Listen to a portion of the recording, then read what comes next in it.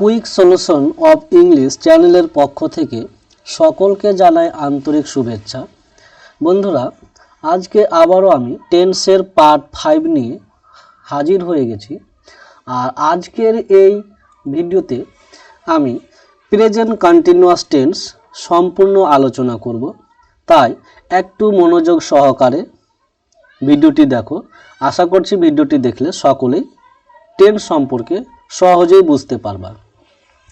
আর ভিডিওটি চালু করার পূর্বে সবাইকে একটাই উপদেশ দেব, অবশ্যই সবাই চ্যানেলটি সাবস্ক্রাইব করে নেবা। অর্থাৎ যারা এখনও আমার চ্যানেলটি সাবস্ক্রাইব করনি তাদের জন্যই বলছি, তারাই শুধু সাবস্ক্রাইব করবা। আর দেখবা যারা আমার চ্যানেলটি সাবস্ক্রাইব করনি তাদের মোবাইলের ডান পাশে দেখবা লাল হয়ে সাবস্ক্রাইব লেখা উঠবে। আর যাদের এই লাল হয়ে সাবস্ক্রাইব লেখা উঠবে তারাই কেবল চ্যানেলটিকে সাবস্ক্রাইব করবা। আর যাদের কালো হয়ে দেখাবে সাবস্ক্রাইব তারা অলরেডি করে নিয়েছো। যাই হোক, বেশি কথা না বলে আজকে ক্লাসটি শুরু করছি। আর আজকের এই ক্লাসে আমি প্রেজেন্ট কন্টিনিউয়াস টেন্সের নেগেটিভ সেন্টেন্স থেকে শুরু করব, যেহেতু এর আগের ভিডিওতে অর্থাৎ টেন্সের পার্ট 4-এ আমি প্রেজেন্ট কন্টিনিউয়াস টেন্সের অ্যাফার্মেটিভ আলোচনা করে নিয়েছি। তাহলে আজকের ক্লাসটি শুরু করা যাক। দেখো, আজকের ক্লাসের অর্থাৎ প্রেজেন্ট কন্টিনিউয়াস টেন্সের নেগেটিভ সেন্টেন্সের স্ট্রাকচারটা প্রথমে দেখো। বলছে প্রথমে সাবজেক্ট বসাতে হবে, তারপরে এম, ইজ, আর এই তিনটার মধ্যে যে কোনো একটা বসাতে হবে, সেটা সাবজেক্টের উপরে ডিপেন্ড করে। তারপরে যেহেতু এটা নেগেটিভ সেন্টেন্স তার কারণে নট অবশ্যই বসাতে হবে। আর নট বসানোর পরে ভার্ব যে থাকবে ভার্বের সঙ্গে আইএনজি যুক্ত করতে হবে। তারপরে আইও, ডিও, এমপিটি সেই একই নিয়ম, এগুলো পরপর বসাতে হবে। তাহলে দেখো প্রথম প্রশ্নটা সলভ করি। কি আছে? ধনী ব্যক্তিরা। তাহলে সাবজেক্ট হচ্ছে আমার ধনী ব্যক্তিরা, আজকাল হচ্ছে টাইম, গরিবদেরকে হচ্ছে ইনডাইরেক্ট অবজেক্ট, আর সাহায্য করছে না হচ্ছে ভার্ব। তাহলে এই প্রশ্নটা আমি আজকে সমাধান করি। কি করে করব দেখো, প্রথমে আমাকে সাবজেক্ট বসাতে হবে। তাহলে সাবজেক্ট হচ্ছে ধনী ব্যক্তিরা, তাহলে কি হবে? Rich main. রিচ মেন অর্থ হচ্ছে ধনী ব্যক্তিরা। এবার কি, রিচ মেন যেহেতু প্লুরাল নাম্বার তাই এর সঙ্গে একজনের ভার্ব আমাকে আর বসাতে হবে। আর এবার যেহেতু এটা নেগেটিভ সেন্টেন্স তার জন্য একটা নট বসাতে হবে। তাহলে এবার নট বসাবো। আর নটের পরে ভার্বের সঙ্গে আইএনজি, তাহলে ভার্ব রয়েছে আমার সাহায্য করা। সাহায্য করার ইংলিশ হচ্ছে হেল্প, আর হেল্পের সঙ্গে আইএনজি যুক্ত করে দেবো, হেল্পিং। তারপরে কাকে? তাহলে কাদেরকে? গরিবদেরকে। তাহলে পোর্স, পোর্স অর্থ হচ্ছে গরিবদেরকে। আর কি রয়েছে? আজকাল রয়েছে, আর আজকালের ইংলিশ হচ্ছে নাও এ ডেজ। নাও এ ডেজ। এ আমার ইংরেজিতে উত্তর করা কমপ্লিট। দেখো কত সহজে এই বাংলা বাক্যটাকে ইংরেজিতে ট্রান্সলেট করে ফেললাম। তাহলে তোমরা চেষ্টা করো ভালো করে ভিডিওটিকে দেখো, অতি অবশ্যই তোমরাও যে কোনো বাংলা বাক্যকে সহজেই ইংরেজিতে অনুবাদ করে ফেলতে পারবা। এবার নেক্সট প্রশ্ন দেখো কি বলছে। বলছে মা তার শিশুদেরকে সঠিকভাবে লালন পালন করছে না।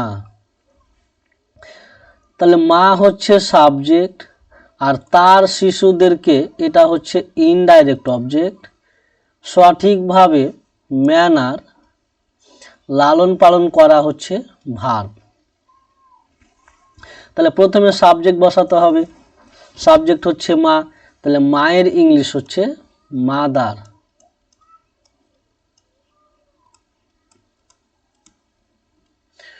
মাদার। আর মা যেহেতু থার্ড পারসন সিঙ্গুলার নাম্বার তার জন্য একজনের ভার্ব নেব ইজ। তাহলে মাদার ইজ, আর নেগেটিভের জন্য একটা নট, ইজ নট। আর লালন পালন করার ইংলিশ হচ্ছে টেক আফটার, এটা একটা ফ্রেজাল ভার্ব। তাহলে আমি টেক আফটারের সঙ্গে যেহেতু ভার্বের সঙ্গে আইএনজি যুক্ত করতে হবে, তাহলে টেকিং আফটার করে দিলাম।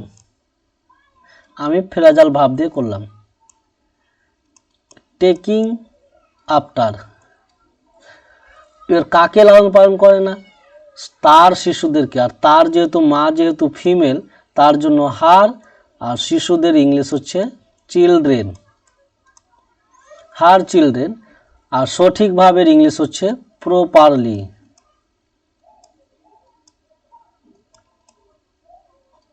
প্রপারলি। দেখো কত সহজেই বাংলা বাক্যটিকে ইংরেজিতে অনুবাদ করে ফেললাম। এবার আমরা নেক্সট স্লাইডে যাব। আর নেক্সট স্লাইডে যাওয়ার পূর্বে আবার সে একই কথা বলবো, যারা আমার চ্যানেলে নতুন ভিজিট করছো তারা অবশ্যই চ্যানেলটিকে সাবস্ক্রাইব করে নিবা, আর পাশে থাকা বেল আইকনটিকে অল করে নিবা, যাতে আমি যে কোনো শিক্ষামূলক ভিডিও আপলোড করি তোমাদের কাছে অনায়াসে পৌঁছে যায়। আর যদি ভিডিওটি করে অর্থাৎ ভিডিওটি দেখে ক্লাসটি করে যদি ভালো লাগে অবশ্যই বন্ধুদের সঙ্গে শেয়ার করো, যাতে তারাও ফ্রিতে এরকম দুর্দান্ত ক্লাসগুলি বা ইংরেজিগুলি শেখার সুযোগ পায়। দেখো এবার নেক্সট স্লাইডে যাই।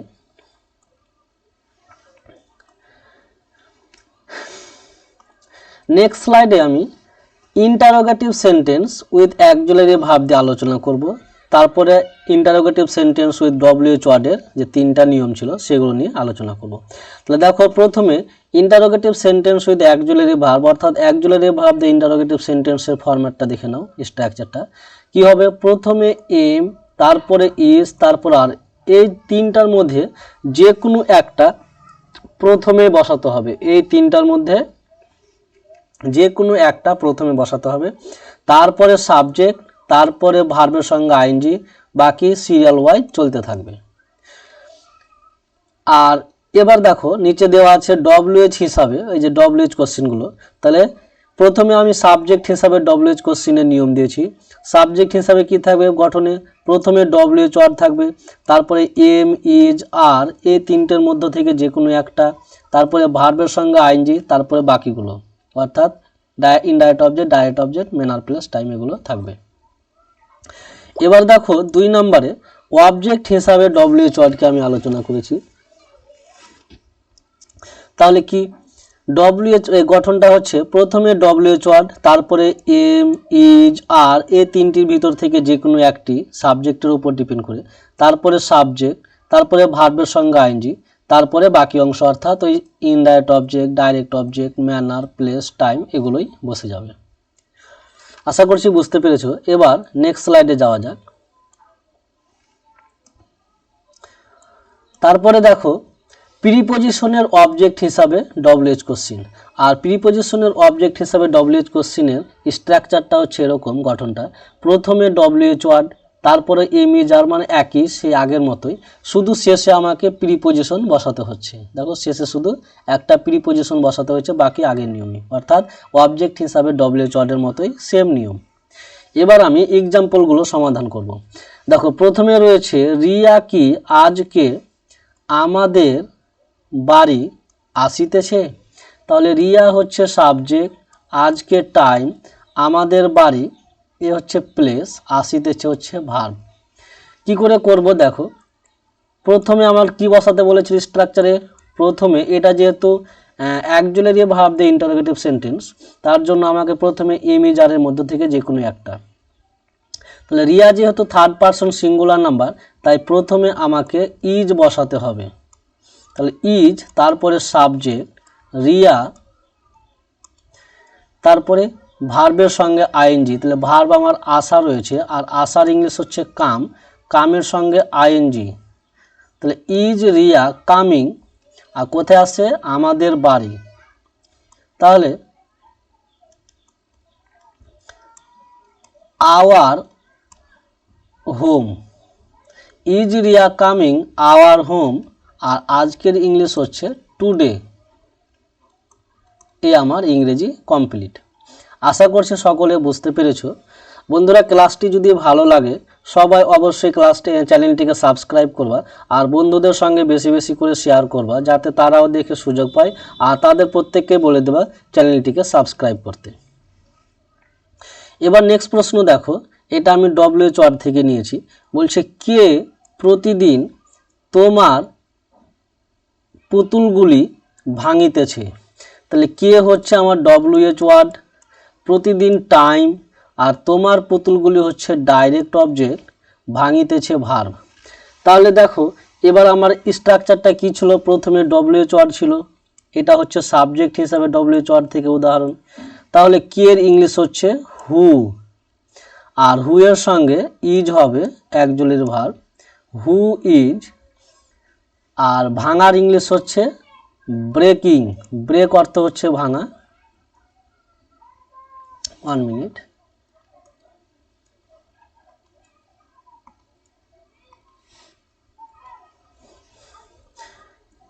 ব্রেক অর্থ হচ্ছে ভাঙা, আর ব্রেকের সঙ্গে আইএনজি যুক্ত করতে হবে, যেহেতু ভার্বের সঙ্গে আমাকে আইএনজি যুক্ত করতে হবে। তাহলে হু ইজ ব্রেকিং, আর কি রয়েছে অবজেক্ট, তোমার পুতুলগুলি। তাহলে ইয়োর, ইয়োর অর্থ হচ্ছে তোমার, আর পুতুলগুলি হচ্ছে টয়েজ। টয়েজ অর্থ, টয় অর্থে একটি পুতুল, আর এস লেগে গেছে ওই জন্য অনেকগুলি পুতুল। তাহলে তোমার পুতুলগুলি। আর কি রয়েছে প্রতিদিন, শেষে আমার টাইম রয়েছে, তাহলে প্রতিদিনের ইংলিশ হচ্ছে এভরিডে, এভরিডে। এ আমার ইংরেজি কমপ্লিট। দেখো কত সহজে যে কোনো বাংলা বাক্যকে আমরা অনায়াসে ইংরেজি তৈরি করতে পারছি। এবার নেক্সট নিয়মে যাওয়া যাক, নেক্সট এক্সাম্পলে। দেখো আবারও সে একই কথা বলবো, যারা আমার চ্যানেলে নতুন তারা অবশ্যই আমার এই যে কুইক সলিউশন অফ ইংলিশ এই চ্যানেলটিকে সাবস্ক্রাইব করে নিবা, আর পাশে থাকা বেল আইকনটিকে অল করে নিবা, যাতে আমি যে কোনো শিক্ষামূলক ভিডিও আপলোড করি তোমাদের কাছে পৌঁছে যায়। আর যদি ক্লাসটা করে ভালো লাগে বা আমার ক্লাস দেখে কিছু শিখতে পারো এরকম অনুভব হয়, তাহলে বন্ধুদের সঙ্গে ক্লাসটিকে বেশি বেশি করে শেয়ার করো, যাতে তারাও দেখে কিছু শেখার সুযোগ পায়। এবার দেখো এই এক্সাম্পলটি সলভ করব। কি বলছে, তোমরা প্রতিদিন দুপুরে বই নিয়ে কোথায় যাচ্ছ? তাহলে তোমরা হচ্ছে কি সাবজেক্ট, প্রতিদিন হচ্ছে টাইম, প্রতিদিন দুপুরে হচ্ছে টাইম, আর কোথায় হচ্ছে WH ওয়ার্ড, যাচ্ছ হচ্ছে আমার ভার্ব, আর বই নিয়ে এটা হচ্ছে জেরান বলতে পারো বা ইনফিনিটিভ, এটা জেরান রূপে আর কি অবজেক্ট রয়েছে। তাহলে এটা আমি অবজেক্টই দিলাম, ডাইরেক্ট অবজেক্ট। তাহলে এর উত্তরটা কি করে করব, দেখো প্রথমে আমাকে WH ওয়ার্ড বসাতে হবে, এটা হচ্ছে অবজেক্ট হিসাবে WH ওয়ার্ড। তাহলে কি রয়েছে কোথায়, কোথায়ের ইংলিশ হচ্ছে হোয়ার, হোয়ার। তারপরে একজনের ভার্ব, তাহলে যেহেতু সাবজেক্ট রয়েছে তোমরা, তার জন্য আর বসাতে হবে, আর তারপরে সাবজেক্ট বসাতে হবে, এবার ভার্ব বসাতে হবে যাওয়া, আর যাওয়ার সঙ্গে আইএনজি যুক্ত করতে হবে, কারণ নিয়মই ছিল ভার্বের সঙ্গে আইএনজি যুক্ত করতে হবে। তাহলে হোয়ার আর ইউ গোয়িং, তারপরে আমার অবজেক্ট দিতে হবে taking the book. Taking the বুক অর্থ হচ্ছে বই নিয়ে, টেকিং দ্য বুক। তারপরে কি বলছে প্রতিদিন দুপুরে, তাহলে every day at noon, every day at noon. Everyday at noon অর্থ হচ্ছে প্রতিদিন দুপুরে। তাহলে কি হলো আমার, where are you going taking the book everyday at noon, অর্থাৎ তোমরা প্রতিদিন দুপুরে বই নিয়ে কোথায় যাচ্ছ। এবার নেক্সট এক্সাম্পল দেখো, কাহার জন্য তোমরা এখানে প্রতিদিন অপেক্ষা করছো, এটা হচ্ছে প্রিপোজিশনের অবজেক্ট হিসাবে WH ওয়ার্ড। এবার এই কাহার এটা হচ্ছে WH, তোমরা হচ্ছে সাবজেক্ট, আর জন্য হচ্ছে প্রিপোজিশন, এই জন্য হচ্ছে প্রিপোজিশন। এখানে হচ্ছে টাইম, এখানে হচ্ছে প্লেস, আর প্রতিদিন হচ্ছে টাইম, অপেক্ষা করছে হচ্ছে ভার্ব। এবার কি করে করব, আমি প্রিপোজিশনের অবজেক্ট হিসাবে বলেছিলাম যে প্রথমে হয় প্রিপোজিশন বসাও আর না হলে শেষে বসাও, তাহলে আমি শেষে বসে উত্তরটা করব। দেখো কি রয়েছে, কাহার জন্য রয়েছে, তাহলে কাহার জন্যর জন্য হয় হুম ফর, হুম ফর কাহার জন্য, তাহলে আমি প্রথমে হুম বসাবো, হুম, আর তোমরা রয়েছে ওই জন্য আর, সাবজেক্ট হচ্ছে ইউ, তারপরে অপেক্ষা করা ইংলিশ হচ্ছে ওয়াইট, আর তার সঙ্গে আইএনজি যুক্ত করতে হবে, হুম আর ইউ ওয়াইটিং, এখানের ইংলিশ হচ্ছে হেয়ার, প্রতিদিনের ইংলিশ হচ্ছে এভরিডে, এবার প্রিপোজিশনটার জন্য অর্থ ফর, এ আমার ইংলিশ কমপ্লিট। তাহলে whom are you waiting here everyday for, অথবা ফর হুম এভাবেও তুমি করতে পারো, প্রথমেই ফরটা লাগিয়ে, তুমি প্রথমে ফরটা লাগিয়ে করতে পারো, ফর হুম এভাবেও হবে, for whom are you waiting here everyday. আশা করছি বুঝতে পেরেছো। আর ক্লাসটা করে যদি ভালো লাগে অবশ্যই চ্যানেলটিকে সাবস্ক্রাইব করবা যারা নতুন, আর যারা আগে থেকে সাবস্ক্রাইব করে রেখেছো তাদের আর কিছু করার দরকার নাই, আমি শুধু নতুনদের জন্য বলছি। আর বেশি বেশি করে ভিডিওটি শেয়ার করো, এটা সকলকে বলছি, নতুন পুরাতন সবাইকে বলছি, ভিডিওগুলো যত পারবা শেয়ার করো এবং অন্যদেরকেও বলো তারা যাতে চ্যানেলটিকে সাবস্ক্রাইব করে তাদের বন্ধুদের শেয়ার করে। এবার দেখো আজকে লাস্ট নিয়ম, ইন্টারোগেটিভ নেগেটিভ সেন্টেন্স। তাহলে ইন্টারোগেটিভ নেগেটিভ সেন্টেন্সের স্ট্রাকচারটা প্রথমে দেখে নিই। প্রথমে কি রয়েছে আমার, প্রথমে রয়েছে এম, ইজ, আর, এই তিনটের মধ্যে থেকে যে কোনো একটা, তারপরে সাবজেক্ট, তারপরে নট, বাকি আগের মতোই, অর্থাৎ ইনডাইরেক্ট, ডাইরেক্ট, মানে প্লাস টাইম। আর অথবা দিয়ে আরেকটা নিয়ম দিয়েছি, অর্থাৎ এই নিয়মটা সবার ক্ষেত্রে প্রযোজ্য হবে আর এই নিয়মটা শুধু একজনের ক্ষেত্রে হবে। অর্থাৎ সাবজেক্ট যদি third person singular number noun হয় তাহলে এই নিয়মটা প্রযোজ্য হবে। কি, এম, ইজ, আর প্রথমে প্লাস নট, তারপরে সাবজেক্ট, তারপরে ভার্বের সঙ্গে আইএনজি প্লাস রেস্ট, তাহলে এই নিয়মটা সাবজেক্ট থার্ড পারসন সিঙ্গুলার নাম্বারের ক্ষেত্রে, নাউনের ক্ষেত্রে। এবার ডব্লিউএইচ এর নিয়মগুলি একই থাকবে, শুধু নট বেশি ব্যবহার করতে হবে, অর্থাৎ এই যে নটটা যেখানে লেগেছে ঠিক ডব্লিউএইচ ওয়ার্ডগুলিতেও একইভাবে নট ওই জায়গাতেই লাগবে। এবার কয়েকটা এক্সাম্পল সলভ করি।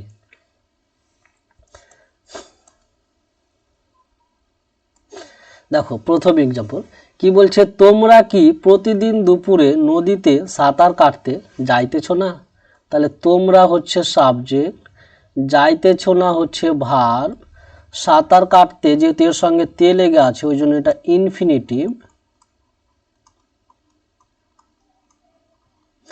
আর নদীতে হচ্ছে প্লেস, প্রতিদিন দুপুরে হচ্ছে টাইম। আর কি প্রশ্ন করার জন্য, এবার উত্তরটা হবে,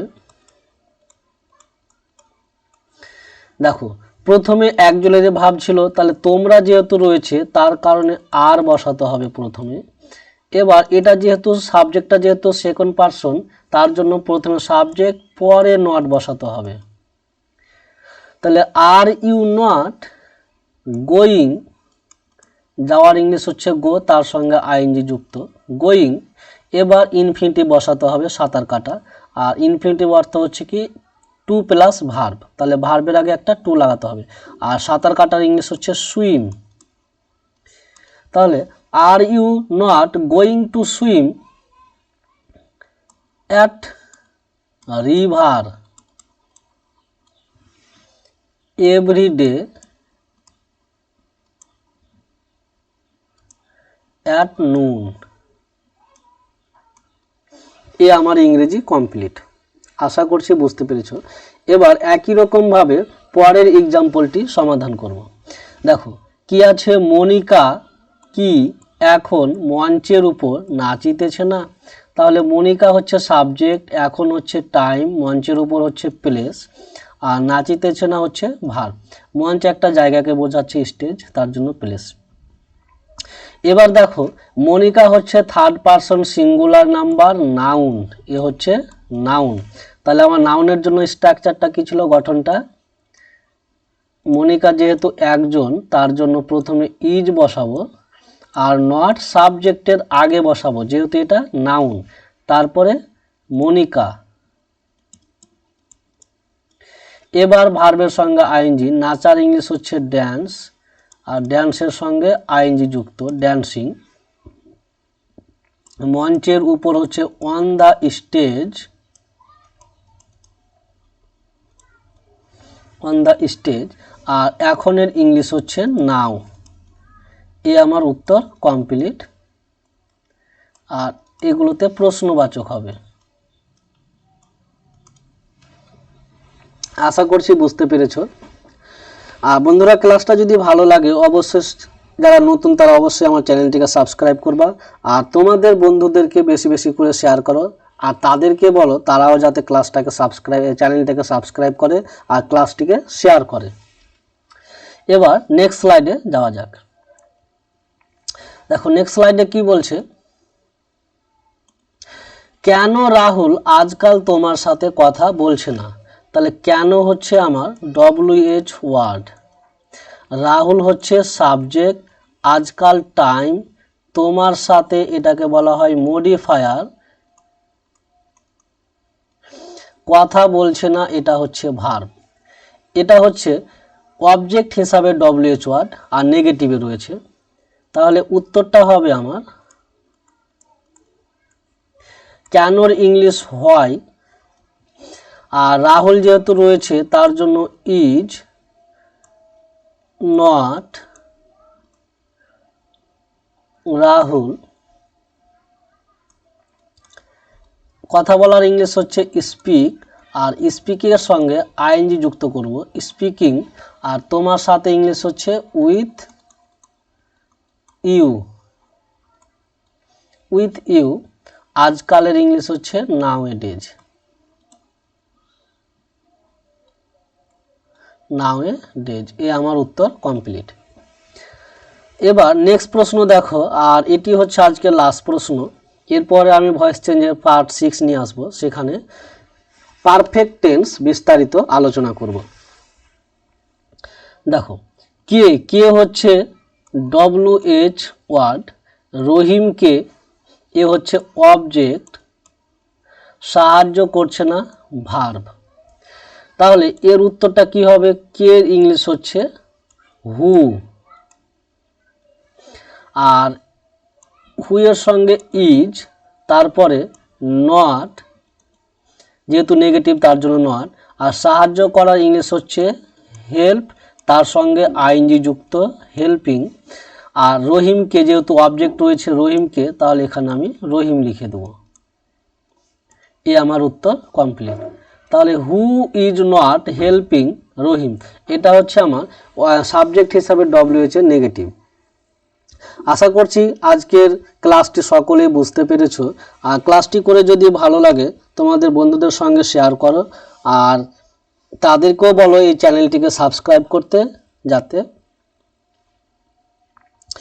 যাতে আমাকে পরবর্তীতে ভিডিও আপলোড করতে একটু আমার মধ্যে মোটিভেশন বা আনন্দ সৃষ্টি হয়। সকলকে ধন্যবাদ ক্লাসটি দেখার জন্য। Thank you.